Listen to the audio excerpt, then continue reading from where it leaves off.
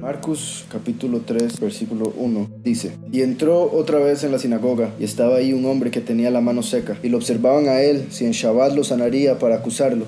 Vean cómo los fariseos, ¿verdad?, que eran los que estaban haciendo esto, normalmente fariseos o los escribas de los fariseos, que lo que querían era acusarlo, ese era su fin. Y sabemos que diablo quiere decir acusador. Entonces vemos que los fariseos estaban actuando como el diablo, buscando acusar, y al mismo Yahushua, quien no tiene pecado en lo absoluto, pero ahí estaban viendo a ver cómo lo acusaban, puesto que estaban celosos. Recuerdan que Moshe, cuando Yahweh le dijo que lo enviaba al pueblo a hablarles, le dijo a Yahweh que no le iban a creer, entonces Yahweh le dio dos señales y por último una tercera, pero las primeras dos señales que le dio representan la primera y la segunda venida. Una era tirar la vara y que la vara se convertiría en una serpiente, y después de convertirse en una serpiente él la agarraría de la cola y se volvería una vara otra vez, eso haciendo alusión a cómo Yahushua vendría a destruir a la serpiente en Éxodo 4. Dice: entonces Moshe respondió y dijo: ellos no me creerán ni oirán mi voz, pues dirán: no se te ha parecido Yahweh. Yahweh le dijo: ¿qué es eso que tienes en tu mano? Le preguntó Yahweh. Una vara, le respondió Moshe, que representa autoridad, ¿verdad? Dice: échala al suelo, le dijo Yahweh. Él la echó al suelo y se convirtió en una culebra, y Moshe huía de ella. Entonces Yahweh dijo a Moshe: extiende tu mano y tómala por la cola. Él extendió su mano y la tomó, y volvió a ser vara en su mano. Yahweh le dijo a la serpiente: pondré enemistad entre ti y la mujer, y entre tu simiente y la simiente suya. Esta te herirá en la cabeza, y tú la herirás en el talón. Eso representa la primera venida, como Yahushua, al estar en el madero, se deshizo de la serpiente o destruyó la serpiente.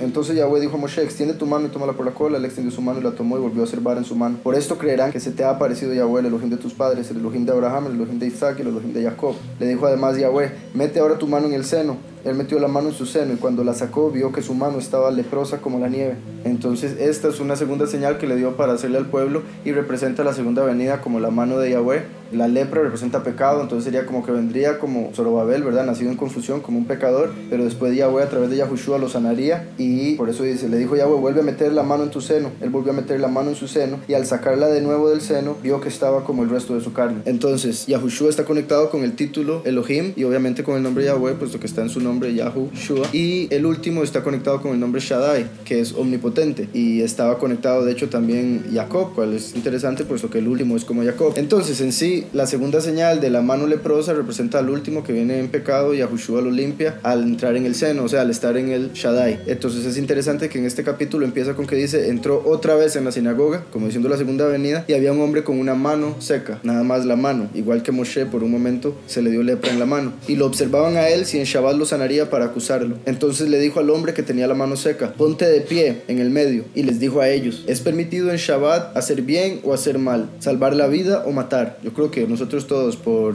lógica diríamos que por supuesto está permitido hacer bien. Siempre uno debería hacer bien en todo momento, sin importar qué día sea. Aquí él lo que está haciendo es como les digo, haciendo una pregunta obvia para que ellos mismos se den cuenta del error en el que estaban al tratar de acusarlo por querer sanar a alguien en Shabbat. Además de eso está conectado con el capítulo anterior que habíamos leído la semana anterior, cuando él andaba en el campo y los discípulos, los talmidim, estaban arrancando espigas, que lo acusaron y le dijeron que por qué hacían eso en Shabbat si eso no se podía hacer, y él les explica que David lo hizo. Entonces aquí estamos en una situación similar, aún más allá, porque se está hablando de sanidad, ni siquiera de comer, sino de la sanidad de una persona. Y entonces él les dice: ¿es permitido en Shabbat hacer bien o hacer mal, salvar la vida o matar? Pero ellos callaron porque sabían la respuesta, y los miró con enojo, entristecido por la dureza de sus corazones. Le dijo al hombre: extiende tu mano, y al extenderla fue restaurada la mano de él. Vemos que es muy parecido a lo que acabamos de ver en la segunda señal de Moshe. Dice: y salieron los parushim enseguida junto con los herodianos. Eso era el grupo que seguía a Herodes. Los parushim, los que seguían a los fariseos. Entonces eran un grupo, por decirlo así, de gente religiosa y otro grupo de gente de la política. Y salieron los parushim enseguida junto a los herodianos y tomaron consejo contra él de cómo destruirlo. Entonces Yahushua con sus talmidim se retiraron al mar, y gran multitud de Galil lo seguía, y de Yahudá, y de Jerusalén, de Edom, del otro lado de Yardén, y de los alrededores de Tzor y Sidón, una multitud grande que escucharon las grandes cosas que hacía y venían a él. Y dijo a sus talmidim que un bote debería esperarlo constantemente a causa del gentío, para que no lo empujaran, porque a tantos había sanado que se le tiraban encima para tocarlo cuantos tenían plagas. Entonces aquí él llegó ya a ser tan famoso que necesitaba un bote en el que se pudiera meter para que la gente no se pudiera acercar tanto a él. Entonces él básicamente estaba en un bote alejado un poco de la orilla, y la gente lo veía desde la orilla. Vemos también el hecho de que dice: Yahushua con sus talmidim se retiraron al mar, y una gran multitud de Galil lo seguía, es como la segunda venida en la cual viene a las naciones, al mar, a las naciones, y lo va a seguir, bueno, una gran multitud en ese caso, en el sentido de que Yahushua vino a morir por los muchos, por la gran multitud, y esa gran multitud no van a aceptar a los testigos, pero sí van a escuchar su enseñanza. Aquí, digamos, los 144,000 son representados por los talmidim, y la gran multitud son los muchos. Era gente que le escuchaba y quería la sanidad y le pedían, pero no era gente que le seguía constantemente, no era gente que tomaba para sí la enseñanza de Yahushua como los talmidim lo hacían, ¿verdad? Como los discípulos. Los significados de los nombres serían circuito. El circuito hace alusión a iniciar otra vez, ¿verdad? El ciclo. El inicio del circuito, del alabado, la enseñanza de paz. El rojo, que desciende, una roca pescando. Eso sería, inicia el ciclo del alabado, quien trae la enseñanza de paz, que viene de rojo. Recuerdan que en Ishayahu aparece que la segunda venida viene vestido de rojo, también aparece en Apocalipsis 19. El que desciende, puesto que viene del cielo, y es una roca, y viene a pescar, porque le dijo a los pescadores, a los discípulos, que los haría pescadores de hombres. Dice, y dijo a sus talmidim que un bote debería esperarlo constantemente a causa del gentío, para que no lo empujaran, porque a tantos había sanado que se le tiraban encima para tocarlo, cuantos tenían plagas. Y Rujot impuros, cuando lo veían, se postraban delante de él y gritaban diciendo, tú eres el hijo de Elohim, pero los reprendía estrictamente que no lo dieran a conocer. Una vez más vemos, ¿verdad?, cómo los espíritus le reconocían y hasta se hincaban ante él. Los espíritus malignos que estaban en las personas hacían que las personas se hincaran y gritaban quién él es, pero él los reprendía para que se quedaran callados, puesto que a pesar de que ya lo seguía un montón de gente, como acabamos de verlo, no se trataba de andar diciendo quién él es, sino de dar estima al Padre. Y subió al monte y llamó a los que él quiso, y fueron con él. Entonces designó a 12 que estuvieran con él, para enviarlos a predicar y tener autoridad para sanar enfermos y echar fuera a los shedim, ¿verdad?, los demonios. Interesante cómo después de haber ido al mar, ahora va al monte y llama solo a los que él quiso. Así como el monte representa el reino de Yahweh, el mar las naciones, como los dos testigos viniendo a las naciones y después de predicar en las naciones, subir al reino de Yahweh y llevarse con ellos a los escogidos, a los que Yahushua quiere. Y los 12, ¿verdad?, representan a los escogidos, puesto que los 144,000 son de las 12 tribus de Israel. Dice, y designó a los 12, le puso por nombre a Shimón Kifá, Jacob, hijo de Zebdí, y a Yahuhanán, el hermano de Jacob, y les puso por nombre Benei Reges, que es los hijos del trueno, Andreas, Filipos, Bartalmai, Matisyahu, Tahom, Jacob, hijo de Heilef, Tadaios, Shimón, el Kenaní, y Yahudá, el Ishkiriá, el que lo traicionó. Aquí, ¿verdad?, ya vemos identificado el que lo entregaría más adelante en su ministerio, que se llamaba Yahudá. Ahora se llamaba Yahudá, pero lo más seguro en ese tiempo le llamaban Yehudá, por el hecho de que ya acostumbraban no mencionar el nombre del padre en los nombres, entonces lo habían cambiado un poco de Yahú a Yehú. Nada raro que esta persona, siendo el que lo entregaría, usaba el nombre de esta manera. Además de eso, en la historia de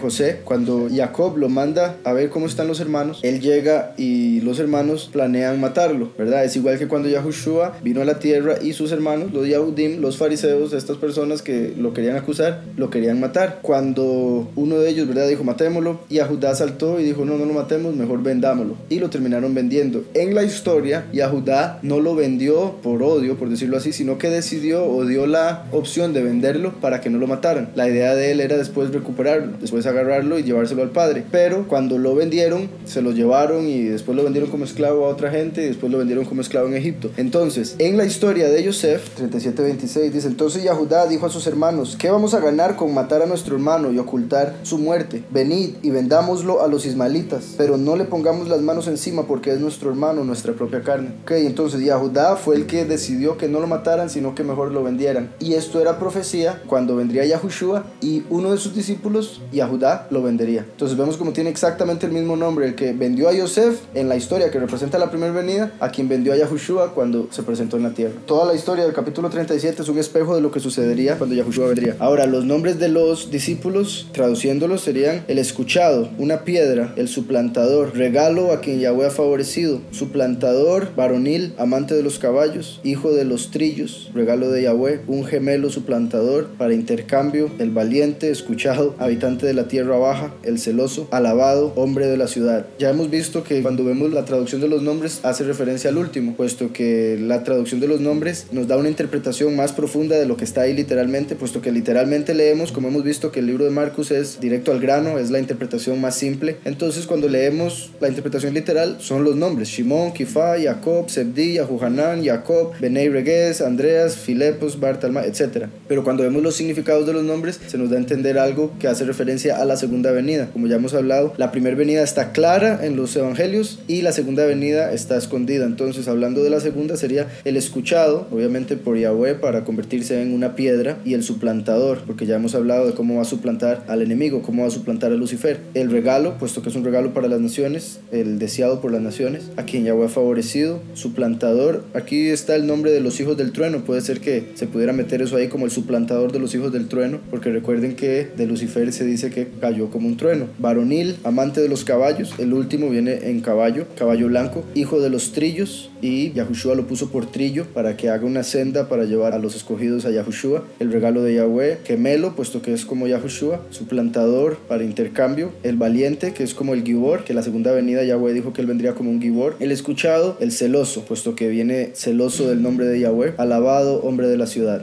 Dice el versículo 20: luego entró en una casa y se reunió otra vez la multitud. Ahí vemos como que al decir ya luego es como que está volviendo a empezar, está empezando otra historia. Por ende podemos ver que los versículos anteriores sí se pueden tomar como una representación de la segunda venida. Luego entró en una casa y se reunió otra vez la multitud, de modo que no podían ni siquiera comer lejem. Y habiendo escuchado esto, sus parientes salieron para apresarlo, porque les decían que había perdido el juicio. Los familiares, y esto es muy importante, porque vemos que los familiares de Yahushua, o sea, la mamá Miriam, ¿verdad?, quien los católicos adoran y dicen que es la madre de Ede y otro montón de cosas, la mamá y los hermanos, porque Yahushua tuvo hermanos, lo cual quiere decir que Miriam no se mantuvo virgen, como dicen los católicos. Se les había dicho que Yahushua se había vuelto loco, o sea, andaba haciendo milagros, andaba predicando la verdad de la Torá, y le habían dicho a los familiares: sí, Yahushua perdió el juicio. Entonces, sorprendente cómo estaba haciendo milagros y aún así los familiares pensaron que se había vuelto loco.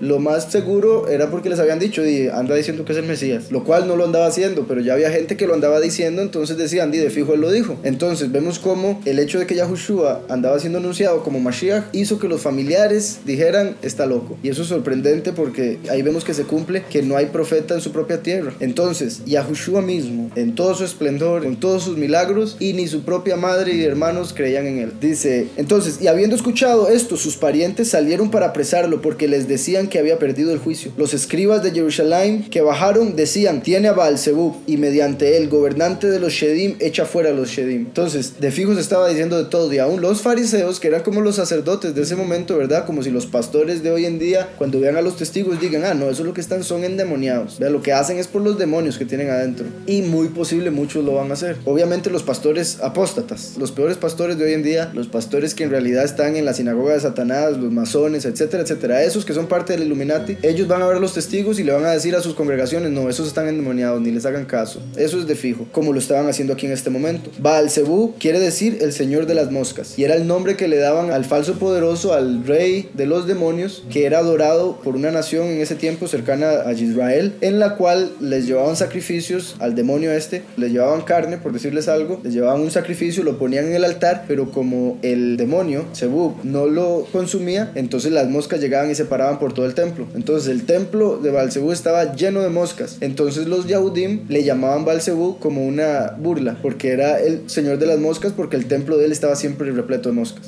Ahora, las moscas están relacionadas con la impureza física y espiritual, y por eso uno lo ve, ¿verdad? Alguna cochinada están las moscas paradas. Los judíos asocian la presencia de las moscas con la presencia de espíritus malignos, sí, la presencia de impureza espiritual. Dice entonces: decían: tiene a Baal-Zebub, y mediante el gobernante de los Shedim echa fuera a los demonios. Entonces a los familiares les habían dicho: Yahushua se volvió loco, y se lo creyeron. La familia no había llegado hasta el punto de decir que estaba endemoniado, pero sí que estaba loco. Mientras que los fariseos se pasaron de la raya y dijeron: este está lo que es endemoniado, y por el demonio que tiene puede sacar demonios, lo cual verdaderamente es ilógico. Ya vamos a ver por qué. Dice: entonces él los llamó en parábolas y les dijo: ¿cómo puede Satanás echar fuera a Satanás? Y si un reino contra sí mismo se divide, no puede permanecer ese reino. Si una casa contra sí misma se divide, no podrá esa casa permanecer. También interesante que menciona la casa, puesto que los familiares estaban llegando cerca a ese punto. Si ya los familiares pensaban que él estaba loco, entonces iba a llegar a haber división en su familia. Entonces, si una casa contra sí misma se divide, no podrá esa casa permanecer. permanecer. Eso es muy interesante y debemos nosotros grabárnoslo, que debemos mantener la unión familiar, no podemos estar divididos. Ahora bien, Yahushua vino a decir que por él iba a haber división en las casas. La única razón por la que puede haber un tipo de división es porque unos quieren seguir a Yahushua y otros no, pero aparte de eso debe haber siempre unión, porque si no esa casa se cae. Entonces ahí lo que está diciendo es, si Satanás anda sacando los demonios que él mismo manda, se le va a caer el negocio, no tiene sentido. Dice, y si Hasatán se levanta contra sí mismo y está dividido, no puede permanecer, sino que tiene fin. Además, no puede nadie en la casa de un hombre fuerte entrar y saquear sus bienes, a menos que primero al hombre fuerte atare, y entonces su casa podrá saquear. Aquí Yahushua estaba diciendo que él venía a atar a Satanás. Con su autoridad venía a atar a Satanás para después en la segunda venida venir como el ladrón en la noche. Porque vea cómo hace la parábola. No puede nadie en la casa de un hombre fuerte. Este mundo es la casa de Lucifer, un hombre fuerte. Tiene autoridad, tiene fuerza. Entonces la tierra, porque está escrito que Lucifer es el poderoso del aire, ¿verdad? Es el poderoso de este mundo. Entonces Lucifer es el hombre fuerte de la casa que es la tierra. Nadie en la casa de un hombre fuerte entrar y saquear sus bienes, a menos que primero al hombre fuerte atare, y entonces su casa podrá saquear. Por un lado, lo más literal, Yahushua está diciendo que él con su autoridad, la autoridad de Yahweh, viene a atar al enemigo y sacar demonios como si nada. Pero está diciendo que en la primera venida vino a atar a Lucifer a través de su sangre, y en la segunda venida viene a quitarle sus bienes. Recuerden que Lucifer le dijo a Yahushua en las 3 tentaciones, una de ellas fue, si te encares ante mí, te daré todos los reinos de la tierra que a mí me fueron dados y yo se los doy a quien quiera. Entonces toda la autoridad de la tierra, todos los reinos de la tierra son los bienes de Lucifer en este mundo, en esta tierra. Entonces Yahushua vino a atarlo a través de su sacrificio para en la segunda venida quitarle todos los reinos de la tierra, que es lo que él tenía en su mano.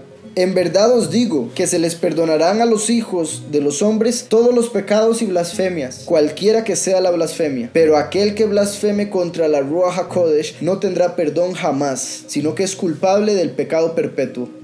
Entonces hay un pecado, solo un pecado que es imperdonable, un pecado perpetuo, nadie se lo puede quitar, y es el pecado en contra de la Ruach HaKodesh. Vea que Yahushua dice, en verdad os digo que se les perdonará a los hijos de los hombres todos los pecados y blasfemias, cualquiera que sea la blasfemia. En otras Besorá dice, se le perdonará la blasfemia en contra del hijo, pero en contra de la Ruach no. Ahí este es un ejemplo en el que vemos que la Ruach HaKodesh es como la madre de Yahushua. La madre de Yahushua no era Miriam. Miriam fue la que lo cargó, la madre terrenal, sí, y dio a luz al cuerpo de Yahushua, pero la madre espiritual, la verdadera madre de Yahushua es la Ruach HaKodesh. Por eso está escrito que cuando Yahweh puso a Yahushua en el vientre de Miriam, la forma en que lo hizo fue que la Ruach envolvió a Miriam y el poder de Yahweh la impregnó. Entonces en Miriam, en el cuerpo de Miriam, lo que se dio fue la unión de Yahweh con la Ruach y salió Yahushua. Se tomó a Miriam para tomar la carne de ella, la genética que venía del rey David, y él tenía que venir de David.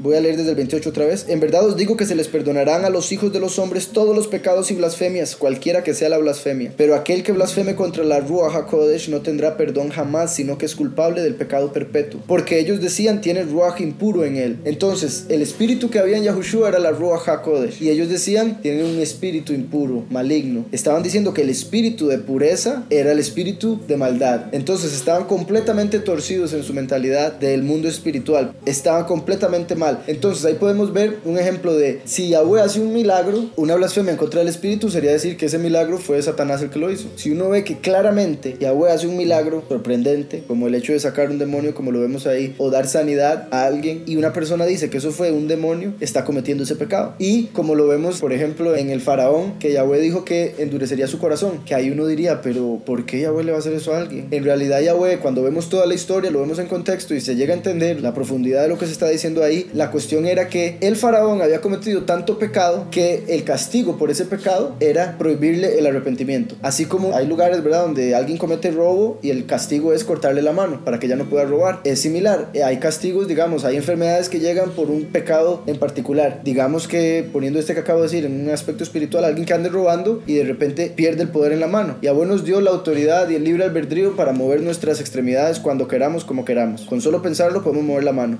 Pero Yahweh podría hacer algo para que en el cerebro se estropee y ya la mano no funcione. Entonces hay personas que tienen ahí la mano pero no la pueden mover, o hay gente que tiene ojos pero no pueden ver, oídos pero no oyen, y etcétera, etcétera. Entonces Yahweh, al decir que le endurecería el corazón al faraón, lo que estaba haciendo era quitándole el libre albedrío para arrepentirse. Y esto es lo que sucede con la blasfemia en contra de la Ruach HaKodesh, contra del espíritu, que cuando cometen ese pecado, básicamente la mente de ellos está tan cauterizada que nunca van a tener el arrepentimiento, nunca van a querer arrepentirse porque no entienden lo que hicieron. están tan torcidos en su mentalidad al decir que la Ruach HaKodesh es la Ruach de maldad, están tan torcidos en eso que nunca van a poder cambiar de parecer y por ende van a morir en su pecado, y por eso es el pecado imperdonable. No quiere decir que la persona vaya a llegar a decir, uy, perdón, y le diga ya bueno, no. Vea que aquí los fariseos no dijeron nada, se quedaron calladitos, porque no entendieron, se mantuvieron en la mentalidad de que era un demonio, y aún hoy en día los judíos enseñan eso. Entonces una persona que tenga la mentalidad de que la Ruach HaKodesh, al ver sus acciones, al ver lo que hace Yahweh a través de su espíritu, diga que es del demonio, nunca va a poder reconocer a Yahushua como soberano y por ende va a morir en el pecado y ser castigado. Vean el versículo que viene. Entonces vinieron su madre y sus hermanos, y parándose afuera enviaron a llamarlo.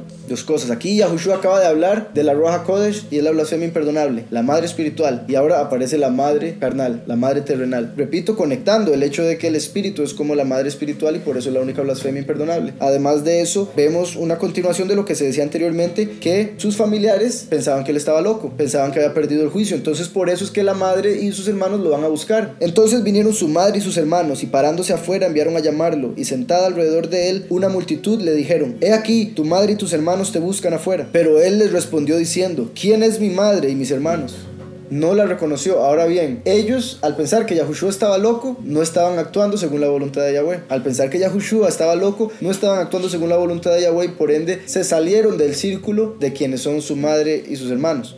Repito, el versículo 33. Pero él les respondió diciendo, ¿quién es mi madre y mis hermanos? Y mirando a los que estaban cerca, sentados alrededor de él, dijo, miren, mi madre y mis hermanos, porque cualquiera que hace la voluntad de Yahweh, este es mi hermano, mi hermana y mi madre. Entonces les dijo a los que estaban sentados alrededor de él, que eran madre y hermanos y hermanas de él, no su mamá, puesto que en ese momento, al pensar que estaba loco y querer ir a sacarlo de la sinagoga, no estaba actuando según la voluntad de Yahweh, entonces no estaba actuando como su madre. Una vez que la madre acepta la voluntad de Yahweh y la sigue, otra vez es la madre. Porque aquí también Yahushua nos está mostrando que es aquellos que tienen el espíritu de Yahweh, aquellos que tienen la Ruach HaKodesh, los que son la madre y los hermanos. Vea que no dice y padre, porque el padre solo Yahweh. Entonces, el espíritu, la Ruach HaKodesh, es la madre, y aquellas personas en quienes está la Ruach HaKodesh son hermanos y hermanas de Yahushua. Ahí se nos muestra el problema de la memoria humana. A uno se le olvida las cosas que el Padre le ha revelado, lo que le ha dicho. A través de los años la memoria empieza a fallar. Ella llevó al bebé Yahushua al templo y se le dijo que ese era el Mesías, y sí, ella se le había aparecido un ángel y se le había dicho. Entonces es sorprendente cómo llegó un momento en el que ella se le tuvo que haber olvidado. Eso también indicaría que no era que le pasaban demasiadas señales, que era todos los días que ella veía señales en él, porque recuerden que de niño se muestra todo lo que sucedió. Los pastores llegaron, lo adoraron, le dieron regalos, y después a los 12 años que está enseñándole la Torá a los que estaban en la sinagoga, pero después de los 12 años ya no se vuelve a saber nada. Entonces es posible que por 18 años no sucediera nada muy espectacular que hiciera que Miriam perdiera la noción de quién era su hijo, quién es su hijo.